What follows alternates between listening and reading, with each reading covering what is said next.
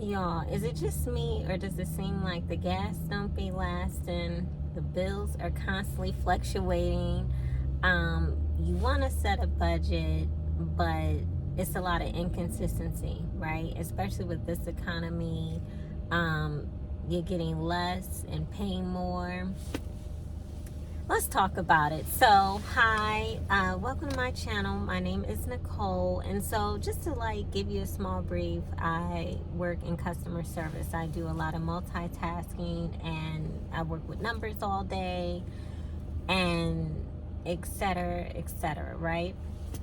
So it's like being in this field, you have to focus and pay close attention to details. So it's not always necessary that,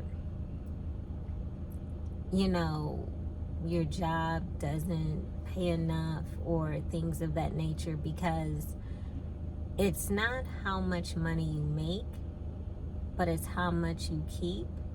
And oftentimes you feel financially strained and frustrated because you have more coming out than going in. And I remember hearing about a post on Facebook, and it said that some people aren't looking for love, some people are looking for help, and there are some people who are in relationships and are unhappy and miserable, but the cost of living is so high. It's like you're just pretty much, roommates, right? So I get it. I get it. And then if you are, the lion in your family where people rely on you financially for money and help, and it could be stressful. I get it. I got you, So now that we've identified what the problem is, here's how you can solve it. You have to write down what is necessary to pay, like rent, gas in your car, the light bill, things of that nature. What are the necessary bills that you have to pay? And then even write down some people that you are financially responsible for, like your children or, friends, relatives, coworkers, whoever who, you exchange money with, right? And write down how much you actually make, right? Like after taxes, your net, not your gross. Because by the time they take out taxes, insurance, all these other things, that's what you are technically living off of. So, yeah, it could be challenging. Not only can it be challenging, it is challenging, right? And so,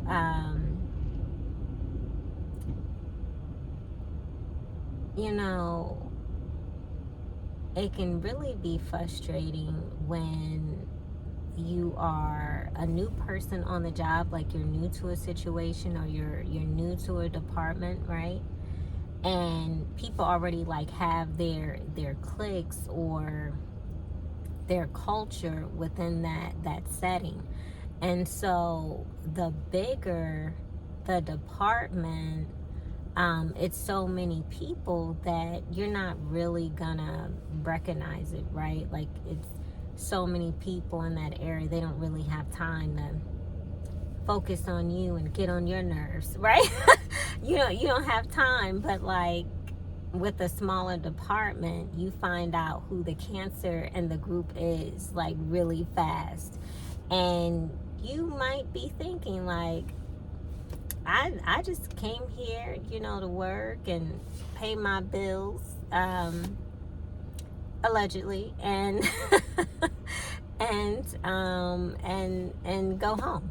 You know, that's as far as you thought it through. And so my first video, I ended with saying, you know, what happens when you have a monitoring spirit and this person's kind of like pushing their weight around, right? Because toxic work environments is a real thing. Harassment on the job is a real thing. And I think sometimes, you know, it's overlooked when a woman is doing it, because sometimes, you know, people just be like, oh, that's just so and so, or oh, you know, that's just their personality, right? But what happens when it's a monitoring spirit and the person doesn't want to do the work, doesn't want to do the healing processing, doesn't, you know, they're just kind of set in their ways, and they kind of see you as the new person, and they just want to attach themselves to you and kind of like project their negativity and insecurities onto you, right? I tell you what you do. You go to HR. even if they don't do anything to your liking, right? It's documented, and people can't throw in your face they didn't know, because oftentimes that's their favorite thing to say. They didn't know, you didn't say anything. Well, say something, because now you know, right? And keep a diary, keep a journal, document it. But yeah, so this monitoring spirit at my job, it's a lot of passive aggressive behavior. Like, they, you know, it's to the point where I don't even say anything, because less is more, and what's understood doesn't need to be explained. Like, when you're dealing with a crazy person, it's pointless to even try to reason with them, because they feed off being toxic. You know, there's an exchange of energy. Energy is either positive or it's negative. So they are an energy vampire. So if you are a positive person, if you're a happy person, if you vibrate at a higher frequency, to argue with them and go back and forth is going to drain you of your energy, right? And it's just going to add to your level of frustration. And when you fill out the application, you sign up for all that, right? So you can just do your job and go home, because you were there to pay your bills. Allegedly, right? Like, the ones that count, the ones that you gotta pay, the ones that need to be paid, like, because, you know, sometimes you can feel like there's more going out than coming in, and life be lifing, right? And you want to get rid of the stress. And I'm gonna tell you, like, a typical day, like, I'm telling you, like, this monitoring spirit, they will try to get people like on their side, right? And almost in a sense to try to like bully you to where they want you to submit to see things their way. Like, you're gonna play by their rules or else. And so you have to know who you are, know what your boundaries are, know what your likes and dislikes are. Because when you know who you are and you're secure with that, no one can define you. No one can tell you who you are, because you know. You've taken time to heal yourself. You've taken time to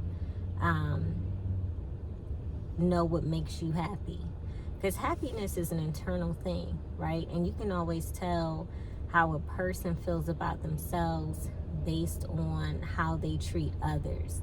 And so, you know, this monitoring spirit, they really caught me off guard, because I think because they are like old enough to be my parent. Like we're like a 15-year age gap. And so the level of clinginess is like really overwhelming. It's like, just the need and the want to interact or have some type of communication is just really catching me by surprise, because once somebody shows me they're crazy, I believe them. Like, I don't question it. I don't try to figure it out. I don't assume, oh, but they're just lonely. Because here's the thing. Most people like to talk about themselves. And so being new on the job, they're just treating you as if you're like a psychiatrist. And so one of the things, some people, they say, oh, it's hard to date, it's this, it's that. And so they were talking about this particular journey. And unfortunately, the clock was ticking. They were close to 30, already 30. And they were dating someone who they say they didn't love, didn't get married for the right reasons, was unhappy and unfulfilled in that marriage, divorced their husband, and now they are looking for a good man. Now, once you show me that you are crazy, I believe you, because if you don't care about your family, I know you don't care about me. Like, who does that? Like, who hurts and breaks somebody heart like that and destroys their whole family? Like, what? Like, you got married to somebody you didn't even want, really, had kids with this person, and got a divorce because you weren't happy because this is someone you settled for, and did everything you needed to do to get this person to propose to you. It was just too much selfishness. So, hey, I'm just doing my job when I'm clocked in, and when it's time to go home, going home. And that's as far as I think it through. But when you're dealing with a crazy person, when you're dealing with a monitoring spirit, they will try to make it hard for you. Like, one of their alliances was like, oh, you're not how I thought you were. And really what they were really trying to say is, you have a backbone and you're not the pushover that I thought you were. Because what they didn't understand is that a person who is nice to you is only nice to you. A person who is nice to everyone is a nice person. So oftentimes when you are a nice person, people mistake your kindness for weakness, and people want to see what they can get away with. But when you turn off the off switch and you deny access to yourself, then it's like they're kind of like caught off guard. They didn't see it coming because they thought you were people pleasing, not understand that being nice is a part of your personality. It's not on you, it's in you. I could be nice and be having a horrible day because that's a part of my personality, versus when you're dealing with a narcissist, an opportunist, a toxic person, a non-nurturer.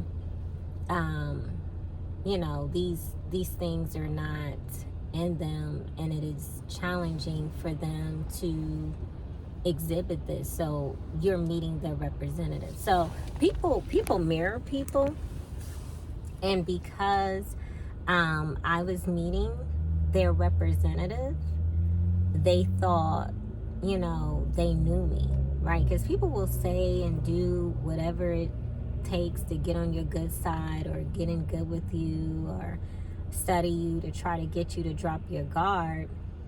And then when they be like, oh my God, this person is okay with not talking to me. This person's okay with not dealing with me. This person's okay without interacting with me. Yes, because it's work. I'm here to work. I'm here to pay my bills, allegedly, and go home. And I say allegedly because you take lemons and you make lemonade. You know what I mean? If I got it, you'll get it. You know? Allegedly. No, I'm just being silly. But I mean, at the end of the day, I'm not gonna let these bills or co-workers or anyone stress me out, right? The easiest way to manage stress and bills is to be very honest with yourself in regards to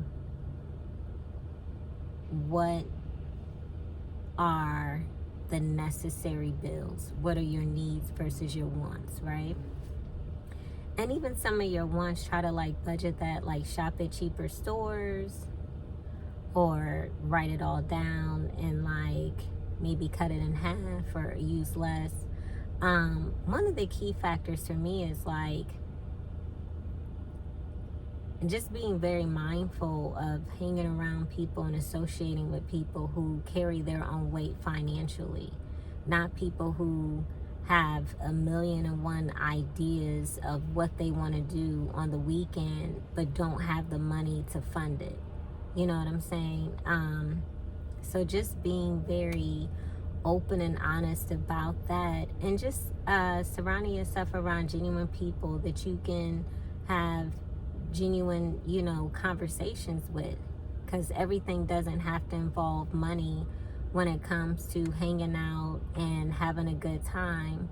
But I'm just kind of taking everything one day at a time. I mean, it's not 2025 yet, but it's a couple of days away.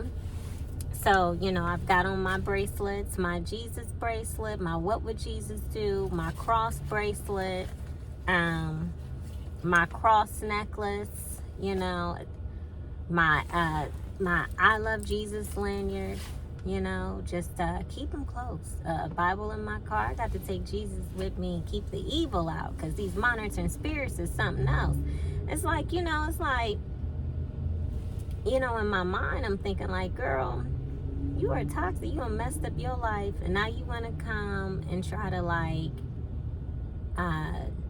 get on my nerves because I'm new. No, we're not gonna do that. And so less is more. I just go to work and do my job. I don't